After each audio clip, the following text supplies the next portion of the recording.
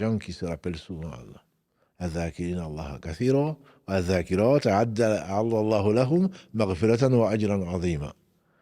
Dans la sourate 33, verset 35, 33, 35, Allah subhanahu wa ta'ala dit, et ceux qui se rappellent souvent Allah. Hommes et femmes qui se rappellent souvent Allah, Allah leur a promis. A'adda Allahu lahum. Allah et sa promesse est vraie. Maghfiratan, un pardon. Wa ajran azima, et une énorme récompense. N'est-ce pas que le dhikr, c'est le meilleur des actes. Le dhikr disait Abu Dhar, car la Grèce, selon le prophète sallam, est-ce que je ne vais pas vous indiquer les meilleures de vos œuvres, celles qui sont meilleures pour vous que vous dépensez or et argent, que vous rencontrez l'ennemi fier de votre courage. Ils ont dit, Bala, ya Rasulallah, certainement, au messager d'Allah, il a dit, dhikrullah, le rappel d'Allah, subhanahu wa ta'ala.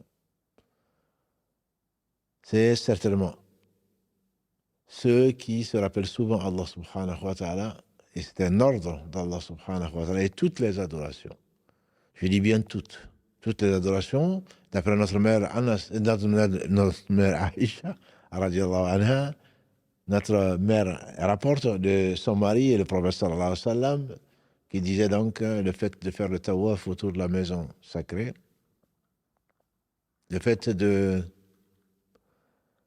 courir ou de faire la marche entre la Safa et Marwa, le fait de jeter des cailloux, le rajm, pendant le pèlerinage, tout ceci n'a été instauré que pour se rappeler Allah.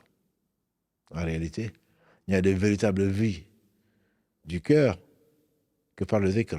Le cœur, disait Ibn Taymiyyah, qu'Allah fasse miséricorde, le dhikr pour le cœur, c'est que l'eau est pour le poisson.